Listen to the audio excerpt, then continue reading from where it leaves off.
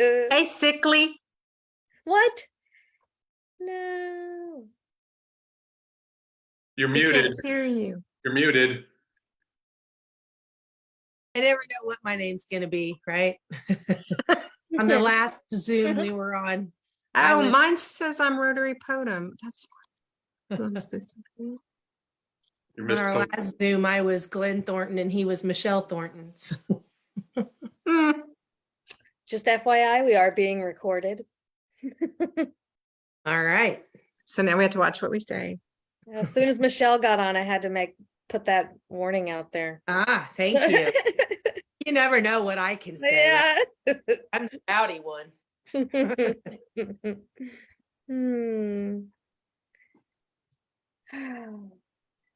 What weird weather. Seriously. It's cool though that everybody's so savvy with Zooming anymore. So it's like, I don't know. I assume it's not even that much different for some people from work perspective. Yeah, it's since COVID, right? We all learned how to work the Zoom. Yep. That's a good call, Joy, on canceling the in-person though. Good. Yeah. I was worried, but I was like, worst case scenario, you know, a couple of people are upset, but I just do not like last minute decisions. It just, it just drives. It's weird. Last week was in person only. This week is Zoom only. Yeah. Oh yeah. Because we can. Because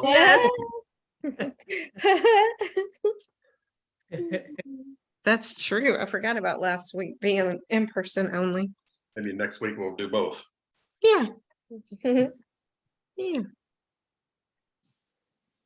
Yeah, no, yesterday, as soon as I walked in the door, I felt like a pinball machine because as soon as I walked in the door, the staff was like, are we closing today? What are we doing? And I'm like, guys, I just walked in the door, first of all, but second of all, policy is we close if PISD closes or if the city shuts down. So we just kind of waited for that. Oh, here it comes. Mark's coming in, y'all. Be on your best behavior. Now we really have to behave. Hopefully we get more. Yeah, I hope so. Oh, we will. Yeah, we will. There he is. Hello. There's the man. I'm not sure anybody wants to see me during an ice event. So it's always, they want to know, that I'm working. Yeah. Exactly. Yeah. Do you ever not work though? No, it's kind of a 24/7 gig. So it's just one part of the job, but it's, days like today, jobs can be a little bit more interesting. Oh, I believe it. Oh yeah. I believe it. But all in all, things are good. We're rolling through it, and people are doing us a big favor by staying home. So the more that we get compliance like that, and if we can make it through the next 48 hours, things will clear up a little bit. But call volume for assistance has been pretty good. So people are staying home, and that's a good thing. It's allowing us to, sand bridges and intersections and things like that. But the best thing they can do is not chance it. Yeah. Yeah. Yeah, I got frustrated. My daughter-in-law sent us a text this morning with a picture of them driving. And I was like, why are you out on the road? And she's like, we had to go get groceries. We didn't want to fight the crazies yesterday. And I'm like, Yeah, it's one of those things. Going home yesterday when it first hit, trying to go from east of 75, west of 75 on Park, that bridge, people were sliding backwards already. wow. But it's better now. Believe it or not, this sleet helps create a little bit more grip and crunch than ice. So it's tiny bit better, but we still got a ways to go. That's good. I went up Alma. I wasn't going to, because I live in McKinney, and I was not going to fight 75 and bridges and people being idiotic. So Alma or Highway 5 are the two best options getting up that way. So you were smart. Yeah, it took me a little longer, but the traffic actually wasn't that bad. I mean, I probably left after everybody else because I ended up staying at the office until 4:30. Yeah. Yeah, if you can, if everybody will just do 30 or 35 miles an hour, everybody gets home, you're 5 or 10 minutes longer, but just be patient and life's pretty good. Yeah, I agree. So I have 45 slides. I'm teasing, Joy. You've seen.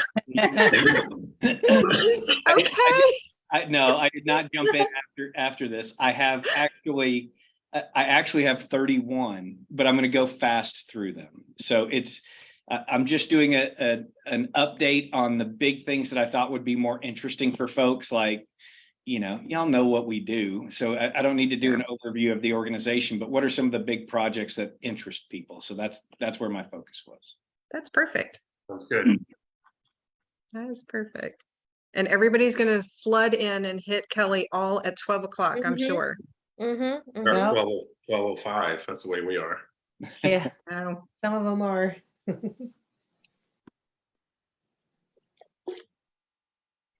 yeah, because I've been getting texts and emails. We're doing Zoom today, right? So They got to figure out how to find the link, probably.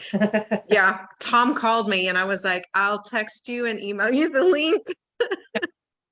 We've texted him that same link 20 times. I know. I didn't even bother saying it's on the website. I was like, I will send it to you. Oh, see, this is a new person. Welcome, Laura.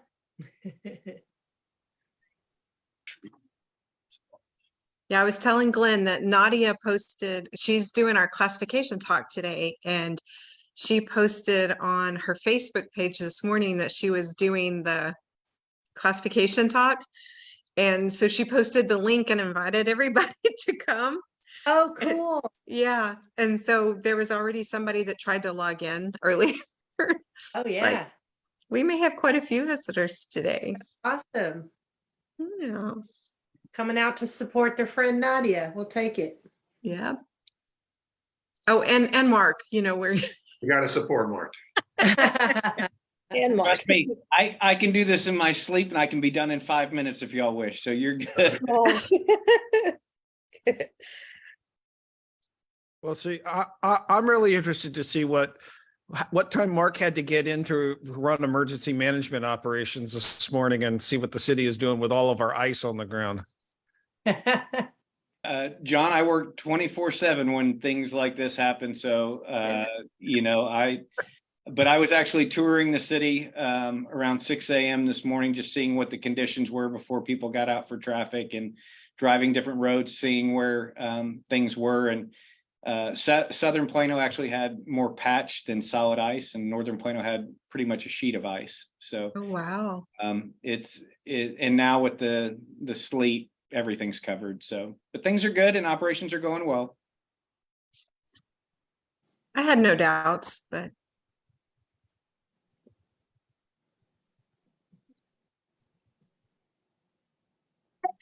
You were right. They are coming in. Woo! yeah, everybody's gonna be flying in at 12. Right on time.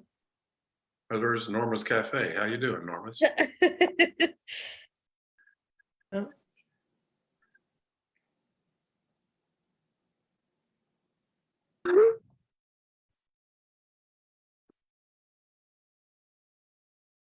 Oh look, Brett's coming in. See, we get all kinds of people when we're doing it online only. Yay. Ah, Poor Kelly. This is great. I love it. hey, Brett. Sorry about that. A long time ago, I changed it, from when I was at one point when I was doing, and now it just defaults to that and I have to go back and change it, but it doesn't stick. I don't know how to fix it. I don't know. I don't mean to be Norma's Cafe. You could just change your name to Norma's and then it'd be good. Yeah. Yeah. Why don't I just do that? Well, I'll give us a minute because everybody's flying in right now and Peter. Hello, folks. How are you? hey, Brett. Hey, Brett. welcome back. Thank you very much. Missing South Africa's 100 degrees Fahrenheit today. I bet you are. Oh, Wow. really? Yeah. I got my guest. Jean is in the house. Jean, say hello. Hi. Hi. Oh, Laura. Yeah, look, there's Laura. LaShawn's still trying to connect over there. I'll blame Mark because she's on a city system. Are you sure? She may be calling from home. That's a pretty good bet, John. That's a pretty good way to go. My guest Well, just popped on, Johnson. Mr. Johnson. Nice to see new faces. Awesome. Well, we'll go ahead and get started. It's 12:01, so we'll ding the bell and get started. So hello, everyone. Thank you all for tuning in virtually with us today. I hope everyone is home, safe and warm and not having to get out on the icy roads. Although I know, as Mark was just kind of telling us, that everything is under control. The city of Plano has everything well managed. I'm up in McKinney, so I did not even step foot out my door. But I just really quickly wanted to let everyone know that we celebrated our 43rd year on the 29th. So Tom Posey chartered us on January 29th, back 1980. So happy 43 years to us. Yay. We are growing like nobody's business still. So I think that is awesome. So Glenn graciously offered to do our invocation today. So if you will bow your heads with Glenn.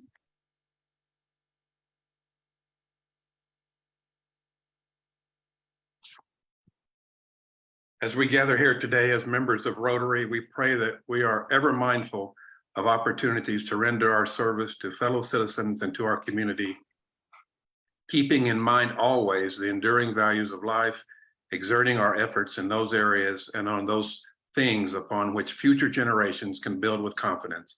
Let us continue to strive to make a better world. Amen. That was beautiful, Glenn. We may need to adopt that as our weekly invocation. So now if you will join me in the pledge. I pledge allegiance to the flag of the United States of America and to the republic for which it stands, one nation, under God, indivisible, with liberty and justice for all. Fantastic. Well, we have quite a few guests. So I thought I would just kind of let the guests give us a very brief introduction of themselves. So Jean, we will start with you. If you want to just tell us your name and what brought you to see us today. Hi, my name is Jean Chastain. I'm a solopreneur, Radical Insurance Agency. I sell Medicare. And Nadia is my coach. And she Awesome. invited me. Awesome. Well, thank you for coming to see us today. Okay, and I'm going to butcher your name. I'm just going to call you Mr. Johnson. Would you like to introduce yourself to us, please? Oh, you're muted. I'm sorry about that. Thank you. Thank you. Good afternoon, everyone. I'm glad to be here. My name is Johnson.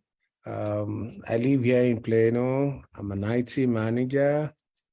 I'm glad to be part of this community, to be able to contribute to my community and my neighborhood. And that's why I'm here. Wonderful. How did you find out about us? I was making New Year resolution about getting more involved in my community. So I thought, okay, what a good way to start. Let me start with the Rotary. Fantastic. Well, we are happy to have you. Welcome. Thank you. Thank you. I want to everyone. jump in and say real quick, I spoke to Mr. Johnson on Friday, I think it was, and reminded him this morning of the meeting, and he's here. So I want to thank him for being here. Thank you. Absolutely. Thank you, Abby. Absolutely. Okay, and now we have Laura Retta. Hi, I'm here with my husband Abel, and Jen Schertzer has been trying to get our family involved with you guys for a while. And we both happen to be at home today because of the weather. So we are joining y'all remotely, and Abel has already volunteered for an event coming up soon. So Oh, wonderful, wonderful. Well, thank you so much. We're happy to have you here with us today. And if you guys don't mind, if you would put your information in the chat as well, then that way we have that and we can reach out to you in the future. So is Steve on? There are so many faces on here now that I'm trying to make sure. I don't see There is Steve. no Steve on the list. Okay, so then does anybody have a brag for today? I have a brag. So I want to thank all of the volunteers who have been down at the Plano overnight warming station since Thursday night, making sure that our unhoused population has a place to sleep, stay out of the weather, and basically survive. And today the warming station is open all day long and not just not just at night. And so we have extra volunteers down there that are working day shifts the entire time over. And I want to thank everybody who has gone down to pull a shift on that. I will add to that I just received an email that they are at capacity for today. So they are not accepting new visitors today, but all that are already there are welcome to stay. So they're diverting, I guess, people down to Dallas and probably even up to McKinney. But I worry about the transportation piece of that. Anyways, who else has a brag for us today? Joy, this is not a brag. This is James. I'd just like to thank John and the crew for manning up that place. It was an absolute wonder to be down there on the pit count day. So, John, I can't thank you guys enough for all that you've done, and certainly Rich and the crew and Howard for doing such a wonderful job. Thank you, guys. Fantastic. Anybody else? I'll go. Can y'all hear me? I don't have camera access. We can hear you. I mean, I'm just piggybacking on the talking about pals. I do want to brag on Courtney Hitt, who is in our club. She's the service project manager for pals. And because of the nature of how it works, sometimes you only have a day or two notice as to when it's going to open. So it's not really ever listed on our service projects tab website. So if you're ever interested in serving, email Courtney Hitt. You can get her info, club runner access. She'll get you trained and you can serve literally anytime in the next year. Obviously, February is probably going to be a little bit worse because it's her ice. Never too late to get trained. Joy and a lot of her wellness center people just got trained and joined us. So just email Courtney if y'all are interested in doing that. And there's plenty of jobs you can do that are not as, if you're still a little nervous about COVID, there's plenty of jobs you could do that are not as face-to-face with people, sitting at tables and such. So let Courtney know. Absolutely. We enjoyed it. It was quite eye-opening. We work with, at the Wellness Center, we work with quite a few unhoused, and this was still an eye-opening experience for me. So, so I would encourage you to get in touch with Courtney and participate because it is very heartwarming and rewarding. So, moving right along, Nadia, we will divert to you, hand the reins over to you so you can give us your classification talk. And I see your hand up. You can throw your brag in at the beginning if you want. Oh, that's what I was going to do. Well, I wanted to thank Jean for showing up. I know she's been thinking possibility of joining, so thank you for doing that, for coming here. And it was my first time last weekend to deliver furniture, so that was really, really a rewarding experience. And hey, I enjoyed my donut at the end. And so good to see everyone. Okay, Glenn, am I able to share my slides? Please say yes, because that's what I got. I think so. Kelly, can you help with that? Okay, let me see. Hang on, let me see. Let me see. I got it. Yeah, you got it, Glenn? Yeah, let me find her. Not yet. Are you inviting her to share? I am. Okay. Oh, it's not working. You do it, Kelly. Okay. Where are you at? I'm here. I'm fighting you. Just poke me. There's so many people on today. This I is, oh, there know. you are. It's a good problem to have. It is. If I make her co-host, would that Yes. do Yes, it? yes, that What I'm works. doing? Okay. All right. You should be good to go. Oh, yay. Okay, are we all ready? Yes, Okay. ma'am. I'm gonna start sharing the pictures with you. Everything I do, why I wake up in the morning, is to impact the world with awareness of health. I guide busy professionals in building and sustaining healthy habits through mindfulness, food, and fitness, so we can have the quality of life we desire. We are a powerful community supporting each other in this journey to ultimate wellness. Want to join us? I'm done. But wait, I got more pictures to show you. You probably want to hear about my life, huh? I was born in Leningrad. It is St. Petersburg. Right now, it actually changed names a couple of times. It was a capital at some point as well. It's one of my most favorite cities to visit. Those are my real pictures. This city was actually built after Amsterdam by Peter I. He loved the rivers and canals.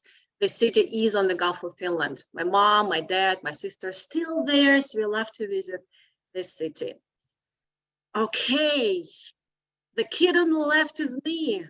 I'm 11-year-old. I was a good kid with great grades, and this was the first wave. We were devoted to pioneers. They gave you this hat, the scarf, they put a pin on you, and you stand in front of the class. I so didn't like attention. It was an embarrassing moment in my head, but right now I actually like looking at this picture, kind of bringing that love for an inner child in me. Okay, and the building on the right, if you ever see a building like this is actually a typical Soviet building in Russia. Moscow has plenty of them. My parents still live on the 7th floor. Like if I would point, they're right there. And in a couple of slides, I'll show you the apartment. Okay, moving forward. Oh, well, my kid's on the left. Victoria, she is 16 right now. She is in IB in Plano East High School. And Angela is 18 on the right in a blue dress. She goes to Arizona. You've heard about her from me. She studies, let me try, interplanetary studies with mathematics minor. Mouthful for me. And on the right is actually a 2-week-old picture. This is the apartment inside of that building that you saw. My dad is on the back, my aunt is on the left, his sister, my mom is on the right, and my sis. She is actually older. Usually I'm labeled as older kid, but no. All right. Okay, and when I moved here, this was actually 20 years ago. I realized that I could not do what I wanted to do. My major is psychology, and I apparently did not have enough, even though my degree was master's. And I decided, you know what, I'm going to jump into philanthropy. And this particular art exhibit, I'm thankful for, we hosted in so many different places.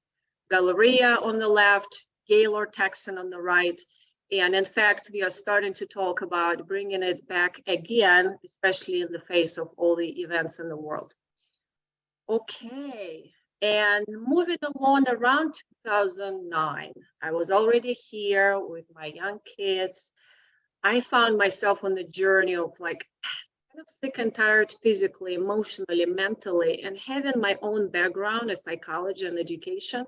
I thought I'm going to start helping myself. with mindset, with nutrition, with fitness. And you can see along the way, I got all these vacations. But what I really realized is that I build the program, I call it 3x3, how to move from pain to power with 3 stages of success: foundation, results, maintenance, 3 pillars of health, mindset, nutrition, and fitness, and 3 steps of transformation: behaviors, beliefs, identity. So how it looks like is 2 more slides to go. So my client starts on the left of the bridge and she says, I want consistency in my healthy habits. I want balance, physical, work life. I want strength, energy, but I know what to do can't make me. I just not doing it. I have no time, no energy, feeling unsupported, including my household. I'm in pain. I've done so many things in the past. Change doesn't last. Familiar? So when we joined the tribe, it is a club. We support each other in this journey, working through this 3x3 system with mindset, nutrition, and fitness, with beliefs, behaviors, and identity. And we're going on the other side of the bridge where you are 90% confident that you can sustain your habits so we can have the quality of life we desire. All right. Everything I do, why I wake up in the morning, is to impact the world with awareness of health, because healthy people is healthy planet. That is why I'm also in the Rotary Club. Okay. And if you like to get inspired a little more, you can join my newsletter, find me on social media, or just poke me in the chat. Thank you for listening. Thank you, Nadia. I unfortunately missed your presentation when you spoke and did a full presentation. So that was a great teaser. Again, thank you, thank you. You're welcome. Thank you. So, Glenn, do we have the slides for, there we go. Okay, so for our first item on our club business today, excuse me, as you know, Tamara and I asked for nominations for our president nominee, who will take over July 1 of 2024. And we've received 1 nomination. And so I am going to ask Iro, I know you're here. I saw you a minute ago. Iro, if you would like to unmute yourself and speak for a few minutes, we would love to hear what you have to say, dear. Yes. Hi, everybody. Happy Tuesday. I'm Iro Mir. I joined Rotary last year because I really wanted to do more for the community. I was born here, right here in Dallas, Texas. I went to Richardson High School, and I do remember, our engagement that we had with the Rotary Club when I was a child, where scholarships were offered for students to go to college. And, there's just been a lot of work that has done. Throughout my time throughout my adulthood, I've always worked to just make our communities and make our world a better place. And by joining Rotary, I've seen and be able to collaborate with so many of you all this past year and doing the work that makes our community greater. And, having the opportunity now to step into a leadership role to help lead us into what Plano West Rotary looks like going into the future is something I'm very excited about. Some of my passions include beautifying our communities, especially certain areas in Plano that we pass by that could, use a little work, increasing our literacy rates amongst the students, especially here in Plano ISD, and closing the learning gap. And then also addressing certain health issues that impact not only Plano Knights, but also Texans overall. So I hope to be able to, work with the president, leadership, and our members as we go into the 2024 year. Thank you. Fantastic, Iro. Thank you so much. Very well said. Yay. So with that, Tamara, are you there? Or I see a picture of David. I am here. I'm sorry. Somehow I logged into to David's account. But I'm here with David's big smile on my face. Well, I just wanted to say I enjoyed Ero's speech, and I know personally that she is very passionate about our community and working in it. So I'm excited for her. Fantastic. So with that, I will pose for vote that we elect Ero Omir for our president nominee. And I just need for all members to raise your hand either physically or do your little raise your hand reaction. So all in favor, please. You got 2 votes sitting here, me and Julia on mine. It looks like it's unanimous to me. I'm trying to scroll through here. So Ero, congratulations. Oh, thank you Our guys so president much. nominee. I'm very Yay, excited. congratulations. Thank you. So excited for you. So you will learn quickly that Tamara and I talk a lot, and we will start looping you in on all of our little conversations.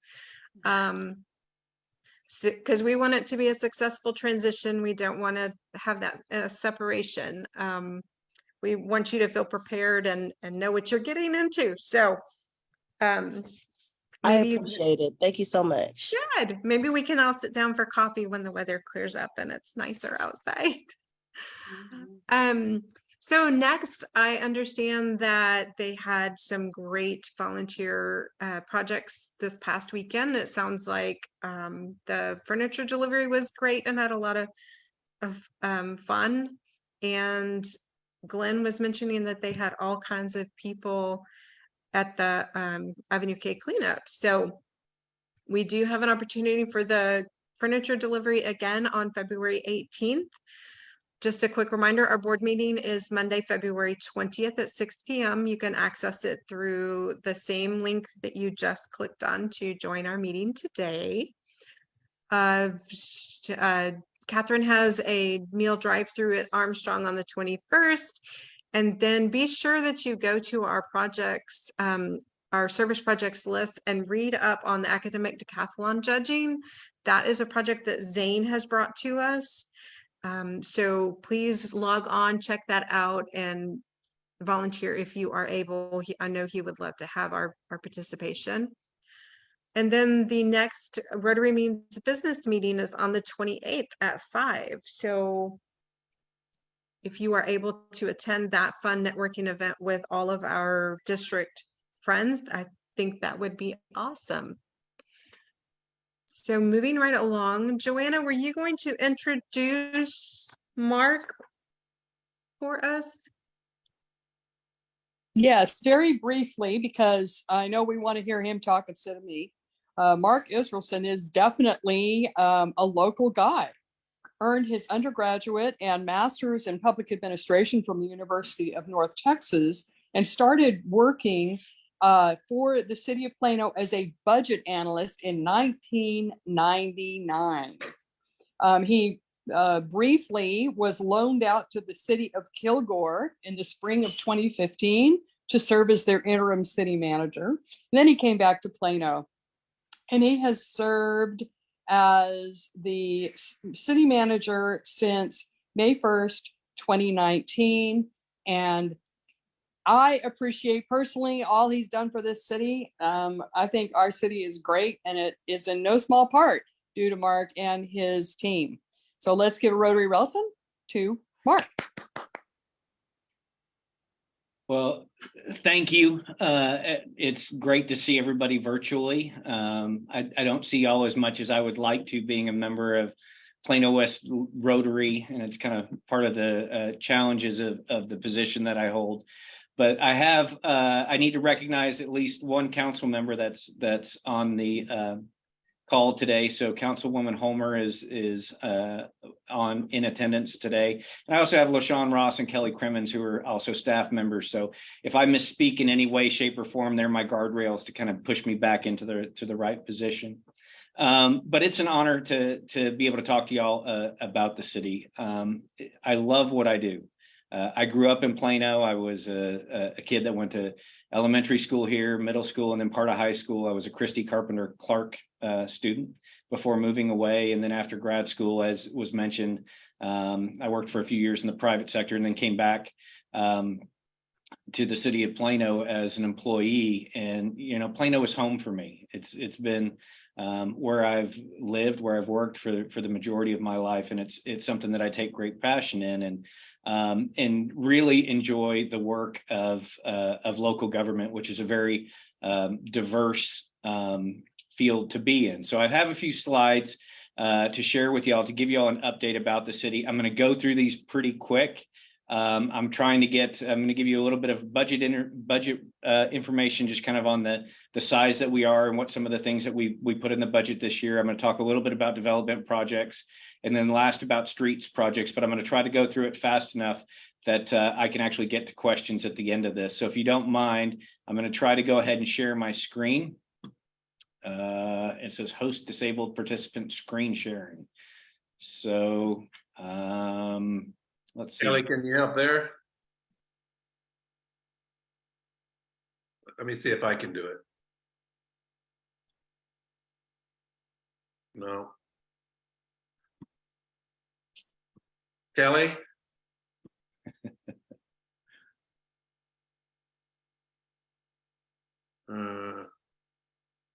Well, if not, I'll do it verbally. If I need to, it's just not nearly as fun. If co-hosting always works, if you put Mark as co-host, he will be I able know, to but, share. but I'm not the host. It's not allowing me to do that. Hang on a second. Kelly needs to, but I don't think Kelly's around right now. Give us a second, Mark. Hang on. No problem. I mean. Tell us about the snow while we're waiting for your presentation to come up. Sure. So snow is should have been stopped by about now. We're anticipating another a round of band of snow to come in between 6 and 7 o'clock tonight. We'll continue sanding our intersections and overpasses, but the best and safest thing for people to do is stay home if at all possible. Right now, as was mentioned about the overnight warming shelter, we're at capacity, but things are going well there. We are keeping people safe, so things are working very well. And right now, people are staying off the streets, so call volumes are low and things are going fairly smoothly from an operational perspective. I just listened to a briefing from the governor on the power grid. There aren't any concerns right now with the grid, but they are concerned about localized icing on lines that may cause specific outages in neighborhoods and things like that. And we're always concerned about tree limbs falling on power lines and creating outages. But well, I'm going to go ahead and move on, and then I'll catch everybody up if we do get going. Yeah, as soon as I get a hold of Kelly, we'll get you on there, Mark. Not a problem. Well, let me start by saying the city is a fairly large organization. We have approximately 2,400 employees. In our budget this year, between our operations and our capital budgets, this year for the first time, we have gone across $1 billion a year. So we have grown into an organization that's responding to the needs of an aging infrastructure in a city that's reaching build out. There's just a lot of needs in the community, and whether it's replacing infrastructure that grew in massive bursts in the 70s, 80s, 90s, and even early 2000s, a lot of those assets and investments are coming due at the same time. So you see a lot of our orange cones in and around town, and we're spending a lot to be able to, oh, there we go, Kelly. We're spending a lot to be able to get the infrastructure in a vibrant manner. So here we go. There's your combined budget expenditures, and let me put that on. Okay, hold on, I'm gonna switch up. See if I can, well, you're seeing my notes, so hold on one second. I'm gonna try to this one more time.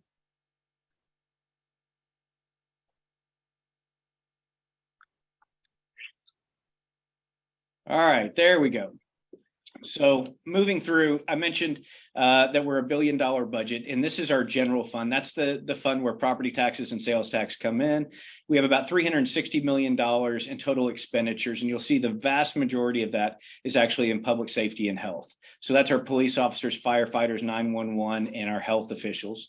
We have a sizable investment in parks and recreation and libraries, those elements that affect quality of life. And then we have public works, maintenance facilities, and then some of our general administration as well. Let's see if I can move on. There we go. One of the things that we frequently get asked about is where the property tax comes from, because it's a common question within the community. And we have a significant amount of the city that is actually classified as commercial property versus residential. So the blue slide here is the single family residential. You'll notice it's 49.2%. So just over 51% of the property tax comes from commercial property. But within that commercial property, 20 million of that, or 11.6%, is actually multifamily. So multifamily is actually considered a commercial property by the Central Appraisal District. And so that's where our revenue from a property tax really comes from. So we use that within the general fund to fund those streets, parks, public safety folks, HR, libraries, etc. And this year, we've really been focusing on keeping up with the demands of the community. As I mentioned, we have aging infrastructure, we're reaching build out, but the demands for services within the community really don't stop. And what we've seen is those kind of shift from time to time. So we work hard to make sure that we can keep up with the demands of the community so that we have a great quality of life and we can continue to say that we're the city of excellence. So this year, some of our budget highlights that we put in, we continue to fund our economic development incentive fund because we continue to want to attract quality businesses to Plano and continue to have the Legacy Business Park be a true crown jewel for the community. We've added 25 public safety positions, including 2 ambulances to respond to the needs of the community. We have a capital maintenance fund, which really helps us to fund a number of the smaller infrastructure projects, things like potholes, roofs, air conditioners, things like that, that you don't really want to issue debt for. The city actually cash finances those. And so it's a best practice from a fiscal management perspective. We've always put in money for library books. With our rolling stock, we have books that receive a lot of love and wear out. So we make sure we're always funding those books and making sure that we have good e-content as well. And then we're actually shifting some funds from operations to debt within that tax rate to keep up with the amount of infrastructure we have to put in place. We funded 43 new positions. I mentioned the firefighters. Those 16 firefighters are focused on those 2 new ambulances that we put in service. We kept seeing an increase year over year in the number of calls that we received for EMS calls. And that has to do with us aging a little bit as a community as well. And so keeping up with that and making sure our response times are appropriate is really important to us. So we put those in place, and obviously, if you buy the ambulances, you have to have the staff to go with it. And so that's an important aspect of that as well. We also put in several police officers, including mental health officers. And then we put in some folks in there. It's actually on the far right for property standards to help with short-term rental. So that's just a quick highlight of some of the new positions that we put in place and a quick overview of our budget. But where that puts us overall is really important. We talk about affordability being one of the 5 goals that we always reach for within our budget and how we operate.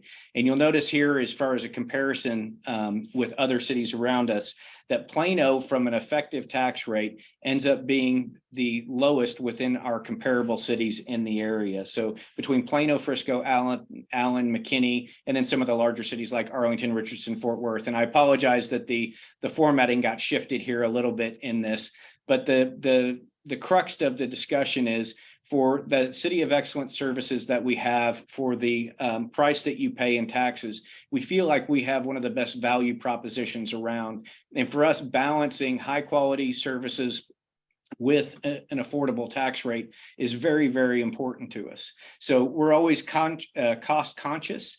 We are always looking at the value of the average home, which last year was $493,000. And we look at what impact that's going to have on our citizens. And so we do have tax exemptions like homestead exemptions and senior exemptions, We also have a senior tax freeze in place for people that are 65 and older. And so those are very important elements of taxes within the city of Plano. So we do look at that affordability, and it's really important for us to continue to measure and be competitive so that when we say we're the city of excellence, we have something to compare to. So this is what I really wanted to be able to share with y'all, but I needed to give the backdrop a little bit of the city organization and our budget and what we've focused on this year. But we have a lot going on in the city. When you add 43 positions, a lot of people say, well, what's going on that you need to add positions? And we have a lot of big projects happening in Plano. So I'm going to give you a little bit of an overview of those. So we have the big six, and there's possibly a seventh going to be added to this. But these are six projects that are either renewal or development projects that have a chance of really helping shape the community for the next several decades. So we'll go through these a little bit and make sure everybody's up to speed on each one of these projects and kind of where they stand. So this is kind of how they lay out in the city. Frequently I hear, well, not much is going on this side of the city, or your Plano has more focus on that side of the city. We focus across the city in our projects. So we have projects that are literally north, south, east, and west. It doesn't matter where in Plano projects can come about. We support all of them, and we're trying to make sure that they work very efficiently and that they help deliver on the vision for the community. So the big six, we're going to go through one by one real quick. The first one is Assembly Park. Assembly Park is the former outlet mall over at Avenue K and Spring Creek. So the outlet mall had seen better days. We had a new owner come in. They came in with a mixed use plan to really revitalize Assembly Park. And so you'll see on the left-hand side over here, there is this aspect of commercial, and then you'll see multifamily and then townhomes in this area. This is also going to be a retail area with an open space park. So there is an element here that they plan on doing some programming for the community to have events and entertainment working out in this particular area. So they are actually working very vigilantly right now. If you drive by and see Assembly Park, this is some of the renderings that you'll be able to see. It really has come a long way. They have actually started putting up some of the enhancements that you'll see here as far as the facade. And so you will see the multifamily already out of the ground as well. They are framing that area. So we're anticipating significant progress by the end of the year. And hopefully in 2024, it will be fully open and able to be occupied both on the commercial and the residential side. The next big project is Collin Creek Mall. Collin Creek Mall is an iconic regional mall. Those of us that grew up in the area, everybody has their memory of Collin Creek Mall. And so when it had seen better days and got to that point of an economic life cycle that it needed a major transformation, we actually found an owner with Centurion American, who really wanted to transform what was a regional mall with big boxes into something that was a true mixed use component. So we have partnered with them in creating a development plan to do that. So they are keeping the core of the mall, and that's what you'll actually see kind of in this area right here. The core of the mall is basically the corridors that were there. All the big boxes, the Sears, the JCPenney's, the Dillard's, all of the Macy's, all of those have come off the building. They've actually torn those off, and they are working now with building a parking garage on the east side, and they are working feverishly right now on the west side of the lot to put in streets and alleys, which will have the townhome components of single family be built. So you can see that it's $1 billion redevelopment. By the time it's completely done, it'll be probably be closer to $2 billion. They're going to keep 308,000 square feet of retail. They're going to have office. They're going to have 500 of the single family homes and 2,300 multifamily homes. And then they're going to have significant park space. So right in the middle here, you'll see this green space, which is a park. This other green space over here is a park, and they'll actually have a walk through a corridor, an esplanade that you can actually walk through from park to park. That will be open space for the public. But this is going to be transformational. And if you drive by right now, the windscreens are down on the west side. You can actually see the roads in place. You can see the the alleys in place. And we get a lot of questions about what's the status of it. When the windscreens were up, they couldn't see the work. People couldn't see the work being done, but it was being worked on feverishly. So here's a couple of the transformations again. Entrance 3, which was over kind of close to the Macy's side of things. That's what it looked like there. This is what it looks like now, or what it's going to look like with the park space and being able to walk in between it. And they are keeping these arches that were there, that were iconic from Collin Creek Mall, as a way of kind of honoring the history of the site. So things are going very well there. We expect some of the framing to start on the townhome sometime in the first half of this year. And so that's going to be moving very, very well. The next one is Beacon Square. Beacon Square is actually over at Maple Shade and Coit. So if you can think of Central Market, it's on the northwest corner of Maple Shade and Coit. So Beacon Square is another a mixed use property. It's going to have multifamily aspect as well as office, and then 7 acres of parks. They are in the process right now of framing out some of the multifamily, and you can see some of the retail that fronts Coit Road coming in, but this is a Billingsley project that's been in the works for several years. It took a little bit of a hiatus during COVID, and then came back later in 2022. And so it is fully under construction right now. So it is going to be a significant project. It's going to add a lot to that area of Coit and 190. So we're excited about this, and this is making steady progress as well. The next one that has just recently been announced is the Shops at Willow Bend. The Shops at Willow Bend has new owners, and they are working on master planning a significant portion of the mall.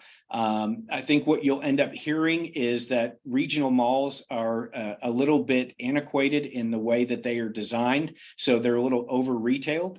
So we're working right now with the new owners on the development of a plan that will end up giving more of a master plan feel, and so some mixed use elements of this. This has not gone before our Planning and Zoning Commission or our City Council yet, so we're still kind of early in the phases of this. But some of the things that they're talking about are very exciting. There's some elements in there that will be unique to this area, but the owners are quality owners. They do this for a living. They've done this at several other regional malls around the country, including in Chicago and other cities. And the product that they turn out is really, really good. And they actually have an office in Dallas, so they're a local group that we're working with. But this is one that we anticipate probably beginning some form of transformation sometime later this year. Haggard Farm is number 5 on the list. So Haggard Farm is one of the last major contiguous pieces of land that is still available for development. There's actually 2 pieces to Haggard Farm. You'll see Parkwood Road right here. Parkwood actually divides 2 pieces. There's a parcel actually to the west here that is yet to be developed. This is the eastern portion. And so they have come in and they have developed a project they call the Almanac. And the Almanac is a tribute to the farming heritage of the Haggard Farm. And so there's actually a farm to table concept restaurant that they're intending to put in with this. But they are going to have a multifamily hotel retail office. And then down here in this area, they're going to have some assisted living and some townhomes, which will be very close to the Windhaven Meadows Park that was recently built over the last 4 or 5 years. So this project is moving along quickly. The City Council just approved a public improvement district to help with some of the public infrastructures pieces of things. And so this is actually moving forward quickly, and we anticipate them starting to move dirt sometime in 2023.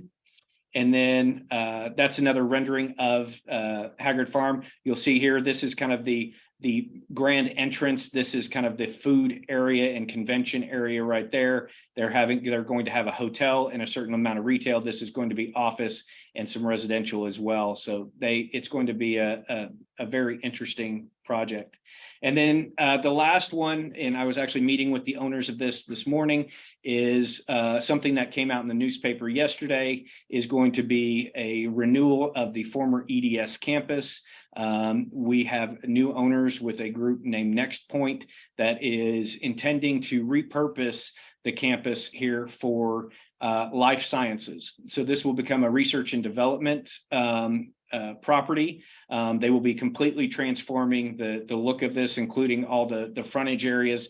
They will be talking about, you know, public space here. They will be talking about adding some manufacturing. They have laboratory space, tons and tons of laboratory space that they are working on. But they're very bullish about the structure itself. It will require some remodeling, of course, to make it lab space.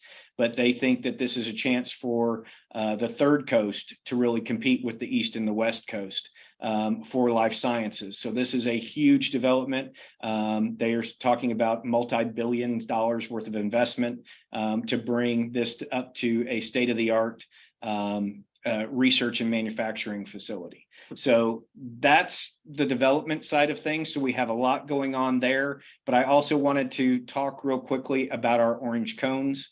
It's something that I have a passion for. And so it's important for y'all to understand that, you know, we have a lot of infrastructure in the city. We are 72 square miles.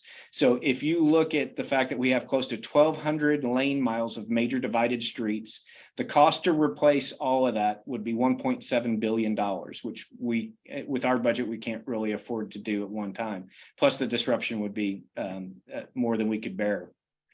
But if you look at the age of the streets, I mentioned that we grew in these bursts.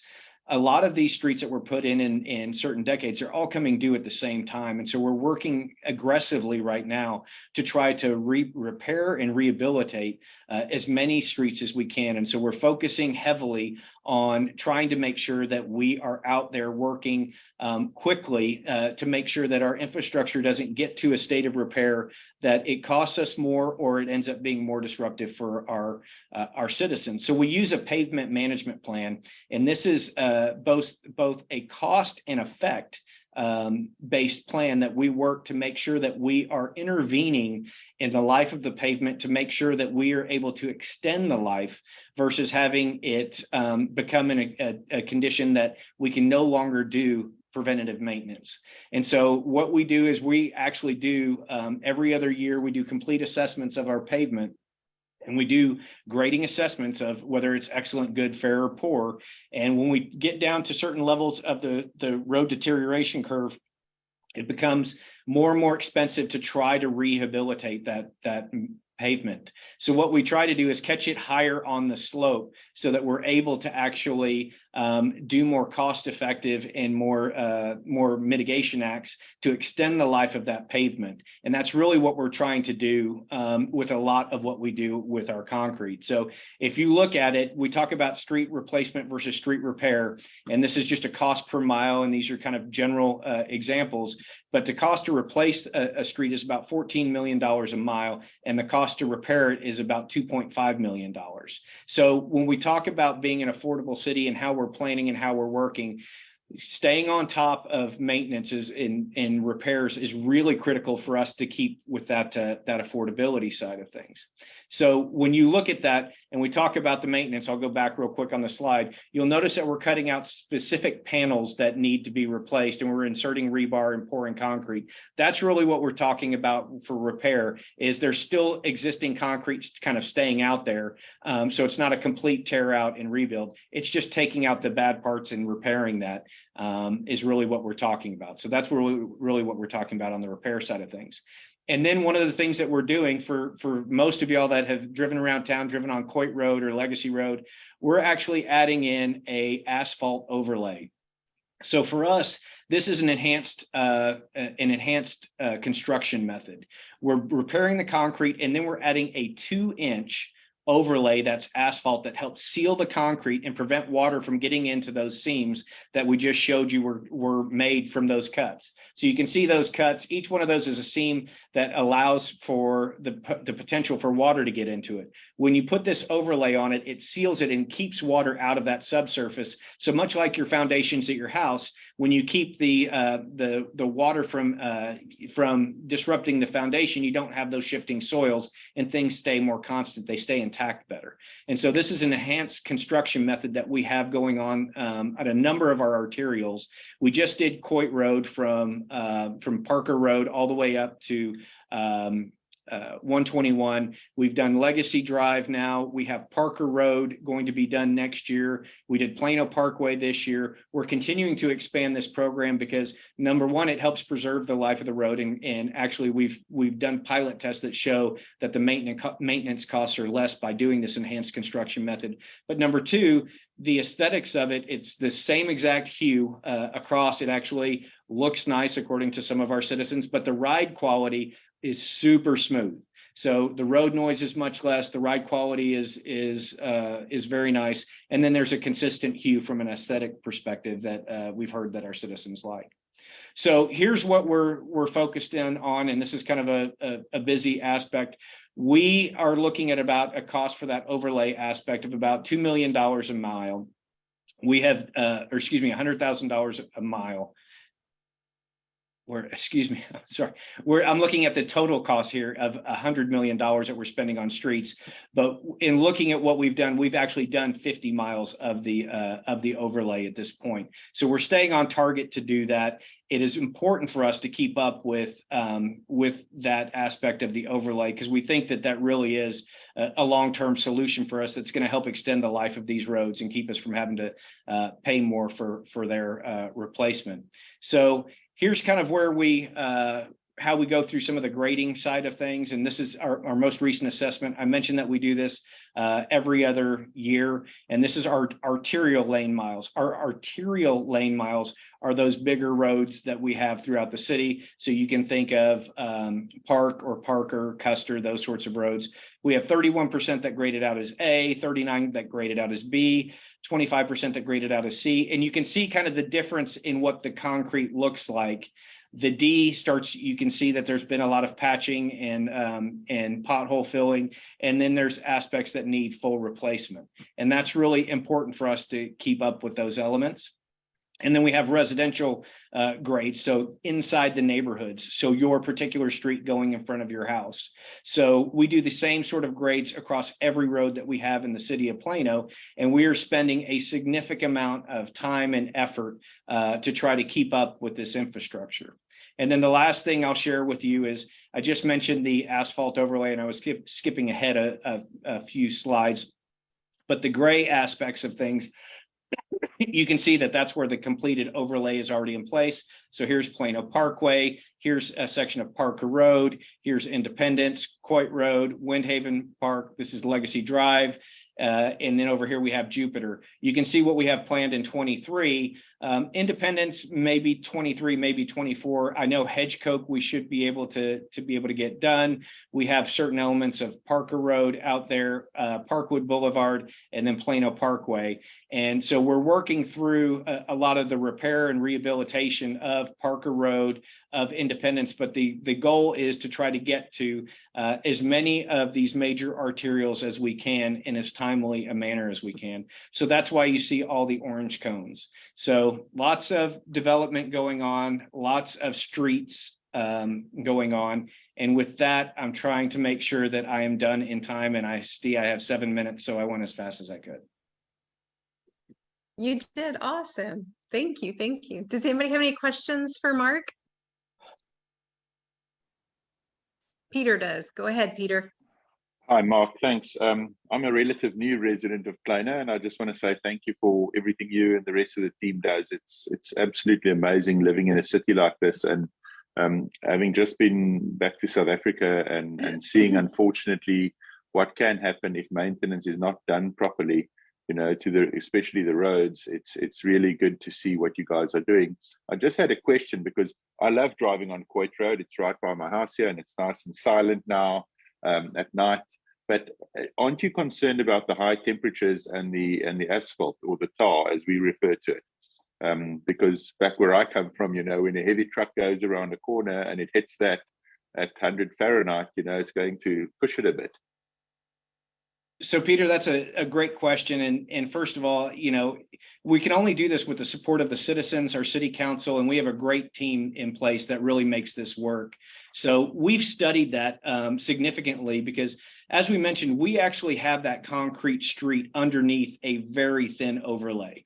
So we have actually studied what the tollway does. The tollway uses a very similar method for their roads, and we have not experienced that yet. The specific product that we use, because it has that concrete base and because it's that very thin overlay, we've not experienced that. And we have talked to them extensively about that product. And so far, our temperatures have not experienced that. But we do know that in areas that have asphalt streets where there is a deeper asphalt compaction in there, we have seen those heat up to the point where they can rut and they can move. But because this asphalt is so thin, it doesn't do that. And then lastly, what I would share is there does come a time where you can actually have wear patterns. You can have elements where you see the asphalt come up. We can actually mill that off and reapply it going forward, but that concrete base allows it to be even all the way through.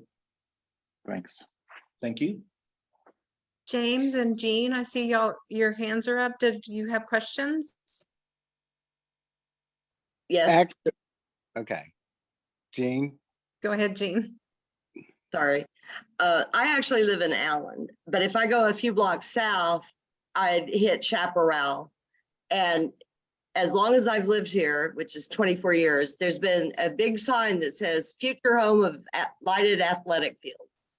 Are those ever going to be built? Great question, Jean. It will be in our next bond proposition to develop that field. So we have practice fields in Plano are in high demand for football, soccer, for others. And so we kind of we've secured the land well in advance, and then we wait for the demand to actually dictate when we need to develop that. But I will tell you, the growth of cricket in the area, the growth of competitive soccer, things of that nature, those fields will be developed. And our anticipation is the next bond referendum. We always go out and talk to our citizens, and we have a citizen committee actually do an evaluation and make recommendations. But my anticipation is the next bond referendum will probably have costs for developing those fields. Cool, thanks. James? Mark, is this the exact same as far as pavement? Sorry. Is this the exact same pavement that we have on Independence Parkway in front of Plano Senior High that we've had for a year or two or so? Yes, sir. Oh, what an absolutely smooth drive it is. It is amazing. So absolutely, we love it.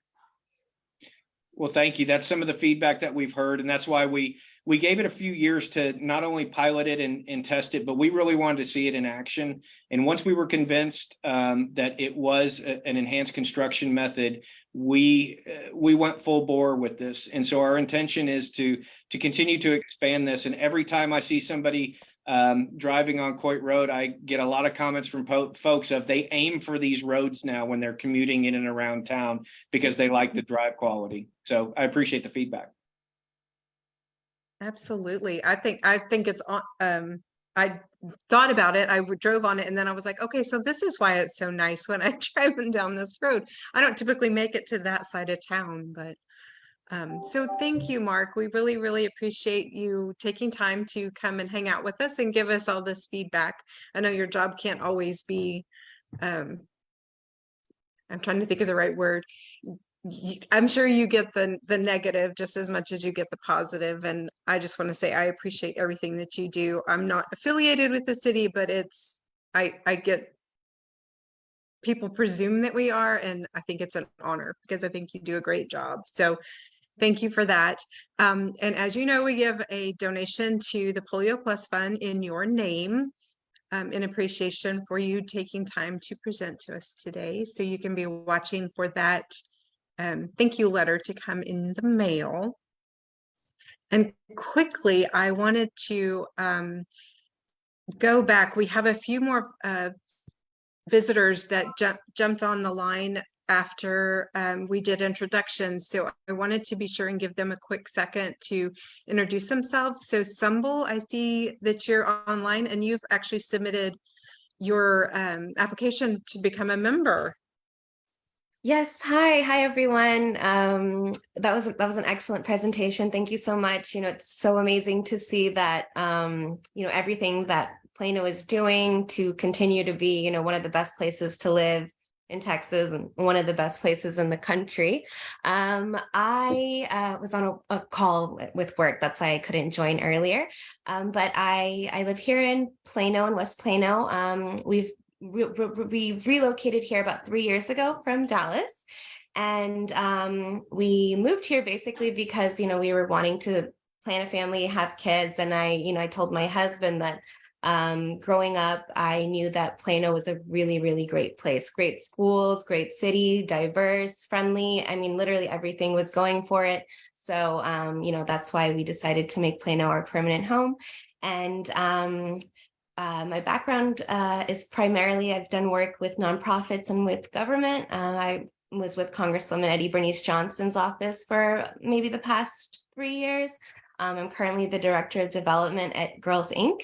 And yeah, I just wanted to be able to plug in with the Rotary and, do some community service and help in whatever way possible. So thank you so much for allowing me to take part in introducing myself.